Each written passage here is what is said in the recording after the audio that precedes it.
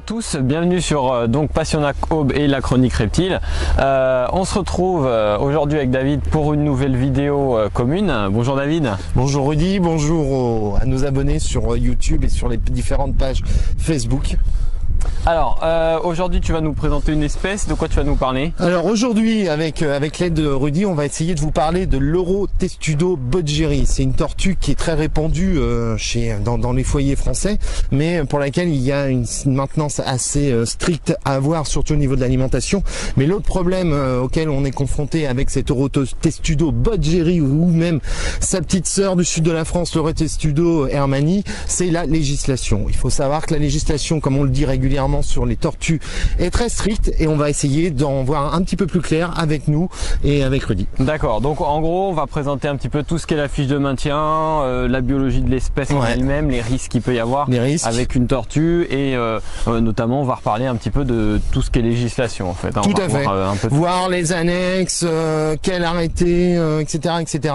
On va revenir plus dans le détail avec des photos et puis des explications plus claires sur cette fameuse Eurotestudo bodgeri. Ok, et ben c'est parti. C'est parti. On va parler de l'Eurotestudo bodgeri. Alors c'est quoi en gros? C'est une tortue. C'est une tortue. Plus en détail. Plus en détail.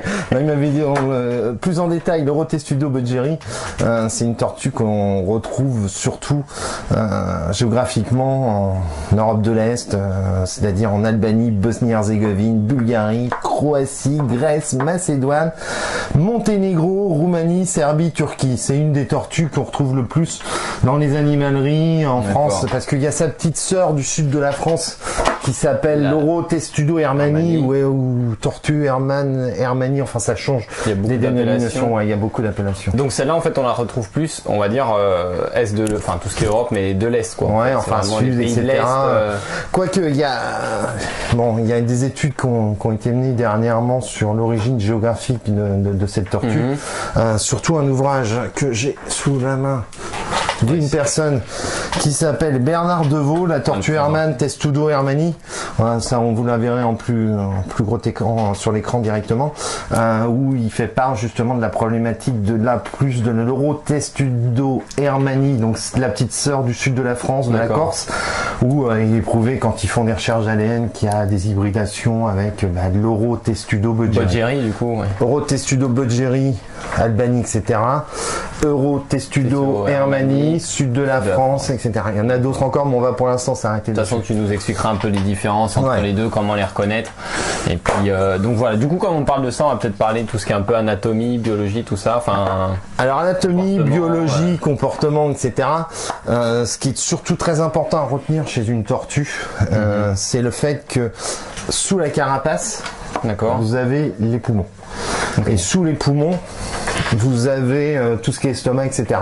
Pourquoi je dis ça? C'est pas simplement pour faire un petit peu d'anatomie, de faire un petit peu le docteur David. C'est uniquement parce que une tortue qui est sur le dos, carapace, poumon, estomac, elle ne respire plus. Elle a des grosses difficultés pour respirer. Donc de facto, dans votre aménagement d'enclos extérieur ou de terrarium, bien évidemment, on préférera un enclos extérieur pour les raisons qu'on va développer un peu plus tard. Il faut vraiment penser à installer des objets pour qu'elle puisse se remettre sur les pattes. Sinon, au bout de quelques heures, en fonction de ce qu'elle a mangé, en fonction de la température, en fonction de son état, elle peut décéder. C'est simplement pour cette raison-là qu'il est super important de bien aménager, de bien réfléchir à l'aménagement de votre enclos pour lequel on va revenir plus spécifiquement tout à l'heure. D'accord. Au niveau de tout ce qui est chauffage, chauffage, au niveau de tout ce qui est chauffage, une tortue Eurotestudo bodgeri, c'est ectotherme. Alors, c'est-à-dire que les organismes ectothermes sont des organismes dont la température corporelle est la même que celle du milieu extérieur. C'est-à-dire qu'elle va, s'il fait 15, elle va être à 15, s'il fait 30, elle va être à 30, contrairement à nous, qui différencie tout ce qui on se régule notre température naturellement. Donc le point chaud, point froid, on va essayer d'avoir quand même sur un terrarium la question du point chaud, point un froid se pose sur un terrarium, c'est-à-dire une lampe chauffante 24-26 degrés grand max. Moi je préfère, de toute façon je les préfère dehors, mais temporairement les avoir en terrarium parce qu'elles sont juvéniles, je sais, même juvéniles il faut faire hiberner, mais comme je l'avais dit la dernière fois lorsque j'ai présenté la salle d'élevage, j'ai décidé autoritairement et anarchiquement en ce qui me concerne, les petites qui arrivent, dont je ne sais pas quelle a été leur alimentation, de ne pas les faire hiberner. Et puis il y a quand même un risque, je pense l'hibernation sur les tortues, même moi dans mon entourage, des amis même qu'on a en commun, qu'on fait, des périodes hivernales et avec des décès. Moi je trouve que c'est assez dangereux de faire hiberner quand elles sont jeunes. Tu risques de te faire des amis, parce qu'il y a une... Bon, c'est la terrariophilie de toute manière. Voilà, il y en a toujours qui diront blanc, d'autres noirs. Moi ce que je vois, c'est que par expérience de mon entourage, il y a souvent des décès sur les tortues jeunes, en tout cas sur l'hibernation. Il y a toujours un risque qui est là. Surtout qu'on est même si on les fait hiberner en intérieur, dans le garage, etc. C'est toujours un risque. Moi je préfère attendre et d'être sûr qu'elles ont une bonne alimentation, de les avoir bien suivies, de manière à pouvoir être tranquille et être assuré de ce. Je pense qu'une période d'hivernation, de repos, c'est mieux que d'hibernation. Après coup, bon voilà. Mais de toute manière, dans nos contrées, dans le sud de la France, tout ce qui est au nord de Lyon, c'est le nord. Mais dans l'Aube, on peut pas les laisser dehors. Il y en a qui vont vous expliquer qu'il faut mettre ci, il faut mettre ça, etc., etc. Moi, je le fais pas. Après, chacun voit. Mais je les critique pas. Chacun fait comme il veut. Ok. Au niveau des différences, parce que tu nous parlais que ça se ressemble un petit peu les Boggeri, Hermanni. Une tortue, si on peut en voir une. Je te remercie.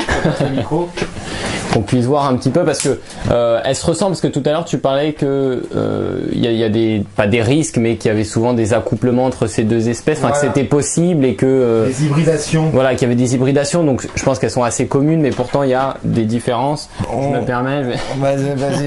Mets ton petit micro. On est assez intime, on est dans une pièce. Voilà. Hop là. Donc là, une Neurotestudo Boggeri. Celle-ci, elle a que. Elle a qu'un an. De plus. Bon, je pense qu'on fera on s'approchera un peu plus. On discute technique, vous m'excuserez, on refait moi tout à l'heure. Et on voit bien sur les motifs dorsaux que c'est beaucoup plus clair, il y a beaucoup moins de noir, alors que sur l'Eurotestudo Hermanni, qui est la petite sœur du sud de la France, c'est beaucoup plus sombre. C'est déjà un élément important sur l'identification. Maintenant, je vous avoue qu'il y en a certains qui disent que l'Eurotestudo Boggeri a un fond jaune paille. Donc ça, c'est considéré comme jaune paille.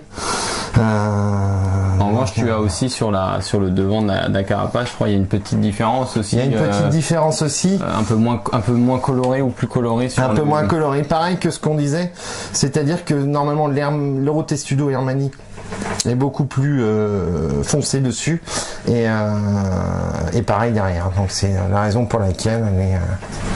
D'accord. On peut les différencier. On peut le voir. On va montrer là directement. On rajoutera des images sur la vidéo pour que vous puissiez voir un petit peu les différences. Voilà. Donc là, au fur et à mesure de l'émission, on va vous rajouter les images que vous pourrez regarder. Heureusement que j'ai pas embarqué le micro. Un peu plus d'informations, oui. Donc voilà cette fameuse tortue Boggeri. Surtout, il y a une chose qui est très importante, et d'ailleurs on ne l'avait pas prévu, je ne sais pas si je l'ai dans la salle d'élevage. Bien sûr, j'en ai pas, c'est l'hydroalcoolique. Après, c'est de laver les mains. Comme je pense, je le rappelle, ça peut paraître évident pour certaines personnes, mais peut-être que pour d'autres, voilà. De toute façon, pour toute manipulation de reptiles, on se désinfecte. Donc, ça va dans les deux sens, les microbes. Donc, voilà le mauvais exemple de ce qu'il faut pas faire lorsqu'on manipule une tortue et qu'on enregistre une émission. C'est pas se laver les mains, c'est parce que le produit est sur le chariot d'entretien qui est derrière, donc je vais pas abandonner Rudy devant nos abonnés. Petit moment de solitude. Par contre, au niveau il y a des espèces comme tout à l'heure, on parlait du futur projet de la tortue alligator. Est-ce que sur des espèces comme ça, manipulation, il y a des risques, il n'y a pas de risque, est-ce que c'est facile, il n'y a pas il y a pas de risque du tout sur ce type de tortue. Parce que je sais qu'il y a des tortues qui ont un long cou, qui peuvent se retourner. C'est celles qui sont au niveau législatif. De toute façon, tout est bien cadré. Ma petite tête.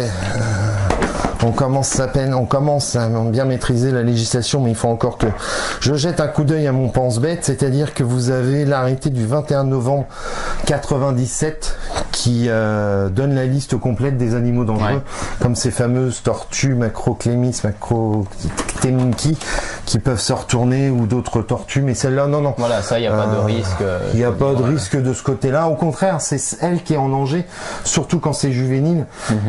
C'est-à-dire que si vous les laissez dans des enclos extérieurs, à cet âge-là, il faut protéger le dessus parce que vous avez des prédateurs, des rats, des faucons, des chiens, chats qui peuvent les agresser.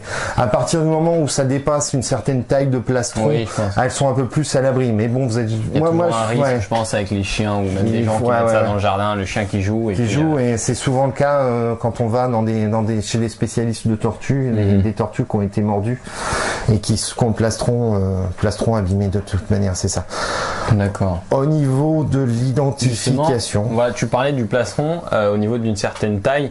Tu m'as parlé la dernière fois que sur les tortues, il y a une identification à apporter selon, je crois, c'est 10 cm par rapport à la taille du plastron. Tout à fait. Déjà, la première chose qu'il y a à savoir, c'est qu'en France, tous les animaux qui relèvent de l'annexe A du règlement européen et des arrêtés du 10 août 2004 doivent obligatoirement être identifiés. Donc c'est sûr que pour certains amphibiens c'est plus difficile, donc ça peut être par moyen de photo, etc. Mais pour les tortues, plus spécifiquement, comme le dit Rudy, à partir de 10 cm de plastron, votre tortue doit être identifiée par un puçage. D'accord, c'est un puçage spécifique où on passe, où les services vétérinaires, où tout le monde peut y avoir une traçabilité. D'accord. Donc ça c'est obligatoire de ce point de vue. Il y a une déclaration auprès de la mairie, enfin de la commune, ou pas à faire, ou pas obligatoirement. Alors ça dépend un peu. Sur l'Eurotestudo Hermanni plus spécifiquement, il faut savoir que vous avez obligatoirement, besoin, c'est parce que Rudy m'a eu, il est passé on devait pas parler de chose. On était parti dedans, moi je suis. Il est dedans. Je suis parti dans la législation. Je suis parti dans la législation. Donc vu qu'on est dans la législation, Rudy, on y reste. On reviendra un petit peu sur l'alimentation, tout ça un petit peu plus tard. Donc l'Eurotestudo Bodgeri, qui est une tortue.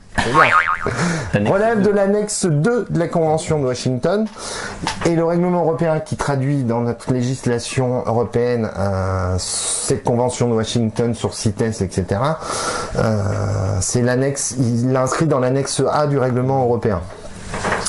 Deuxième texte qui concerne nos amis Eurotestudo Bodgeri, Eurotestudo Hermanni, c'est l'arrêté du 19 novembre 2007 protégeant la faune française. Donc elle apparaît fort logiquement aux côtés d'autres tortues de notre faune locale. Toute espèce, même, je dirais, tout confondu. Dessus, elle apparaît, donc elle est protégée, et elle apparaît dans l'annexe 1 de l'arrêté du 10 août 2004. Donc pour répondre à ta question, pour détenir, avant d'aller acheter votre Eurotestudo Hermanni ou Bodgeri chez un commerçant, chez un professionnel, ou pourquoi pas chez un éleveur amateur qui a les papiers qu'il faut, il faut que vous ayez soit un certificat de capacité avec autorisation d'ouverture d'établissement, c'est une démarche administrative qui est assez longue, etc. Mais il y a une possibilité de faire plus court pour ces animaux-là, j'ai envie de dire, de faire un mini autorisation d'ouverture d'établissement, etc. C'est-à-dire que c'est une demande d'élevage d'agrément.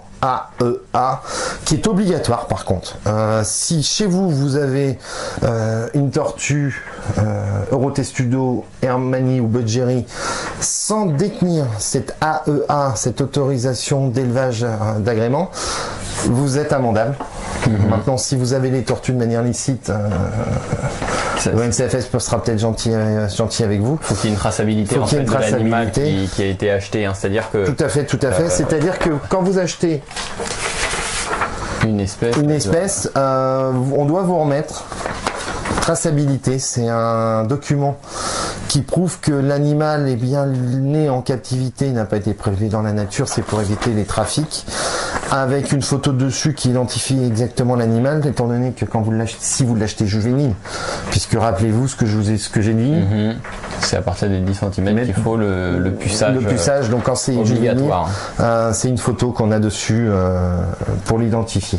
Je me permets juste rajouter du coup par rapport à ça, donc il y a un CERFA qu'on pourra mettre, on pourra mettre la description sur la vidéo. Donc le CERFA c'est le 12444 étoile 01.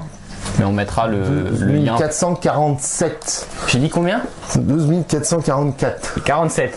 Voilà. Donc la prochaine vidéo que nous allons vous proposer, c'est Rudy révise les chiffres et les nombres.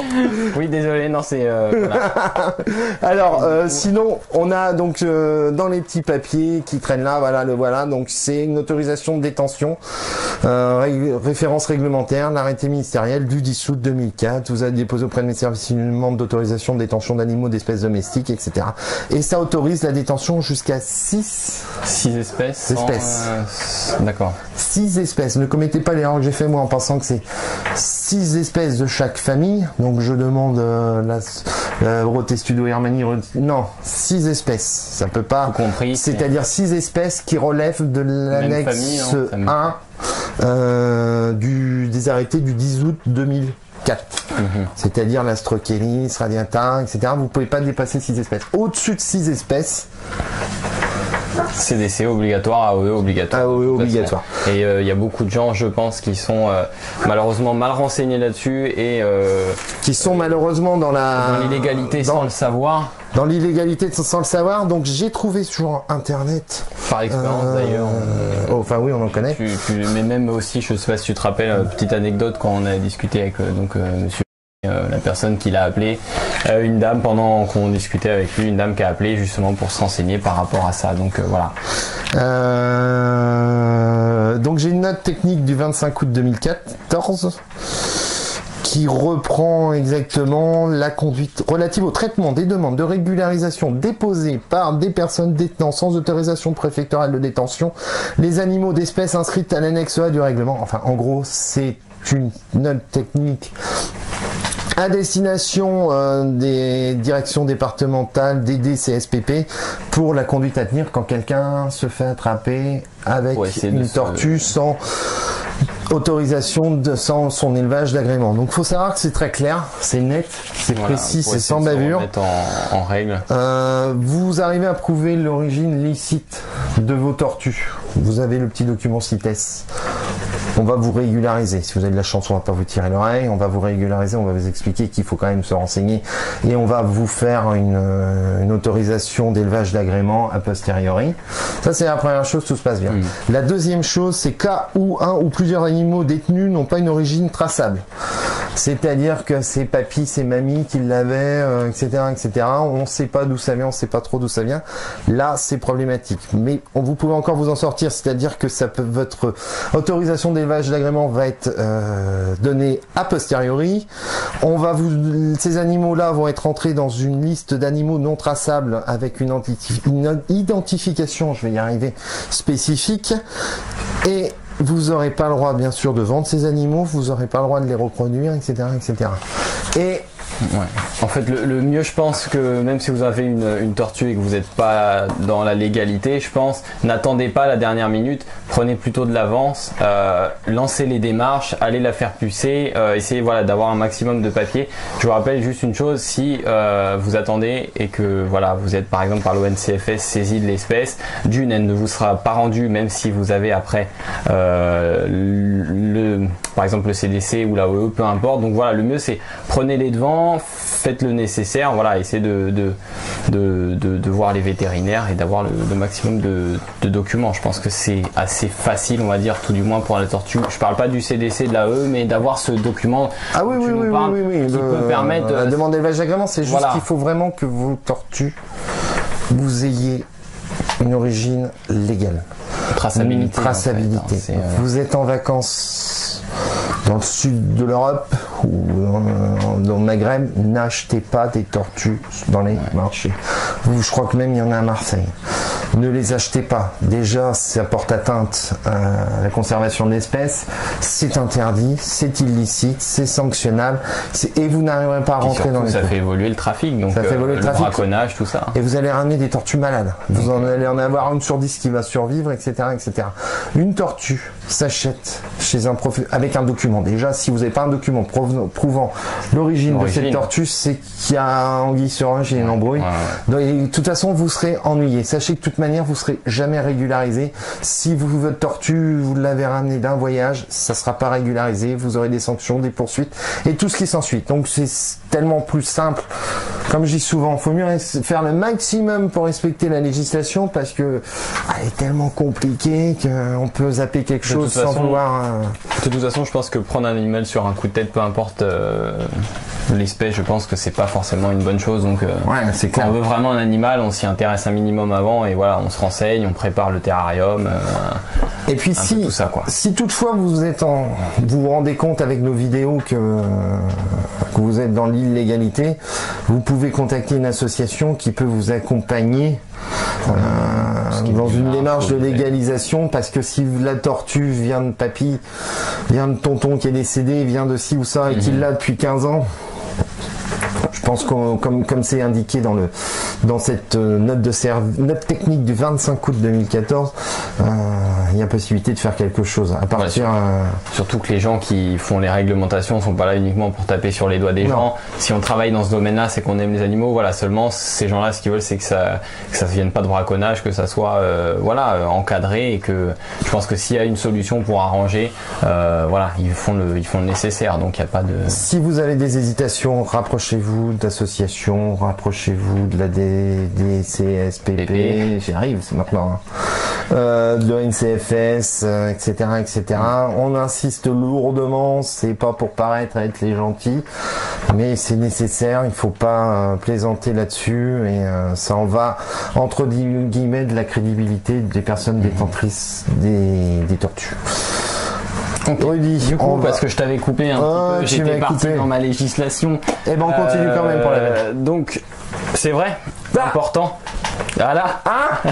Maintenant qu'on y pense. Le registre des entrées et sorties, qu'est-ce que c'est? D'ailleurs, je pense que tu as le petit bouquin. T'embête pas, je vais y aller. Vas-y, je vais expliquer. Alors, tu vas nous expliquer. Quand vous faites votre demande d'élevage d'agrément, vous allez recevoir un arrêté préfectoral où tout est stipulé dedans, les conditions de maintenance, d'accessibilité pour d'éventuels contrôles de la part de l'ONCFS ou de la DDCSPP.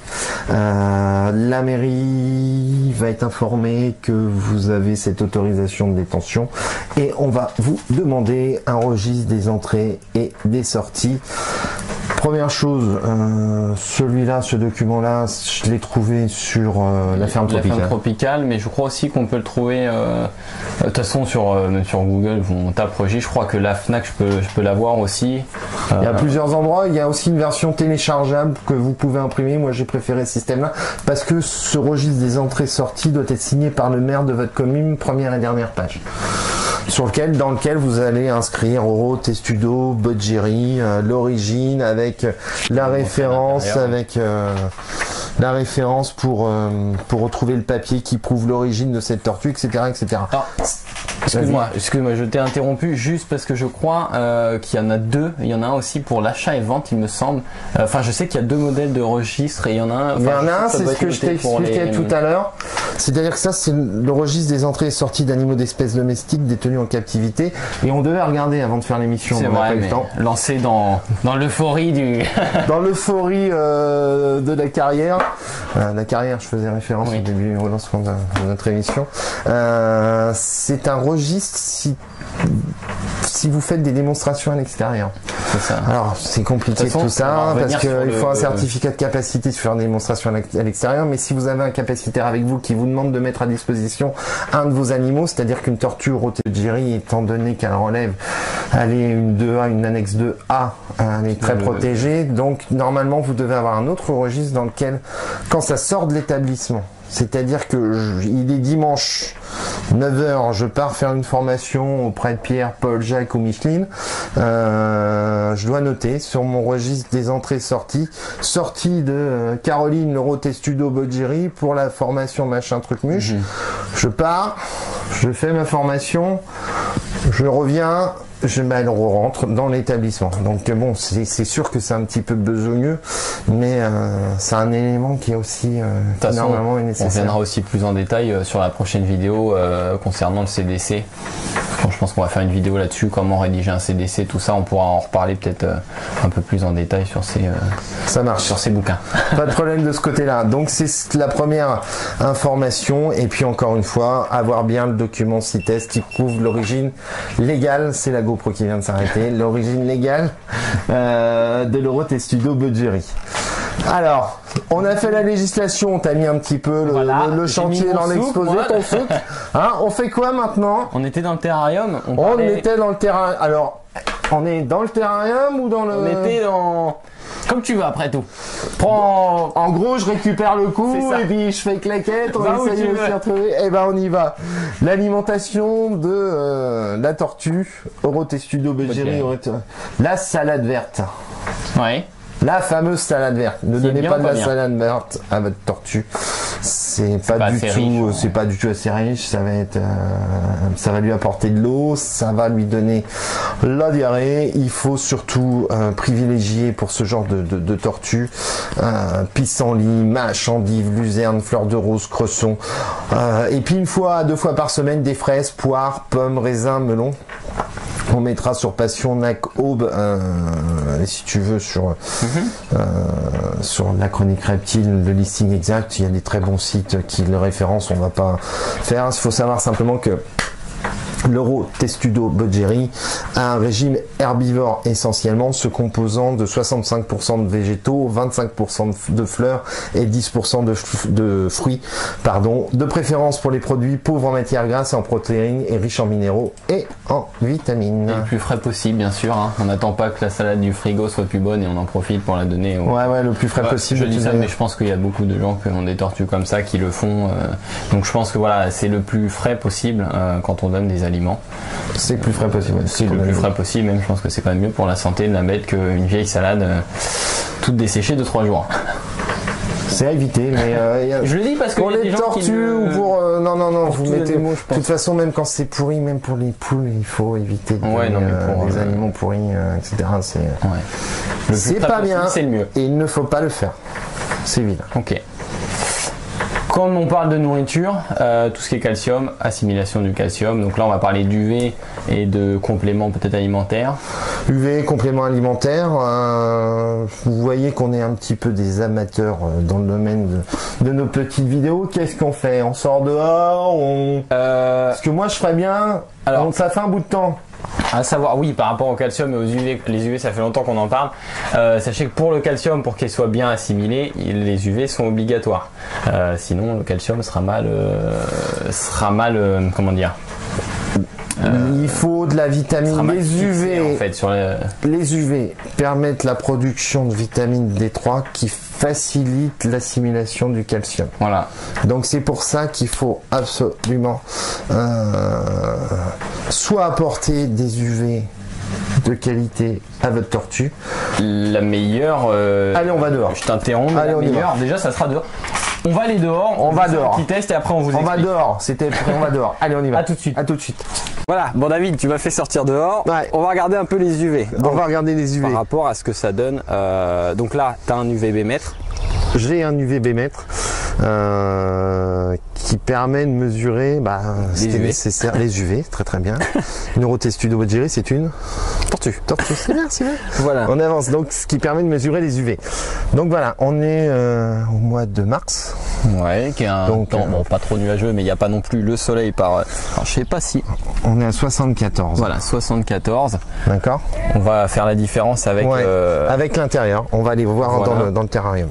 Donc voilà, là on va voir la différence avec les lampes UV. Alors, je vais pas dire bas de gamme, mais voilà, il y a des UV, des lampes à UV. Le pire là, c'est que c'est une lampe UV moyenne gamme. D'accord.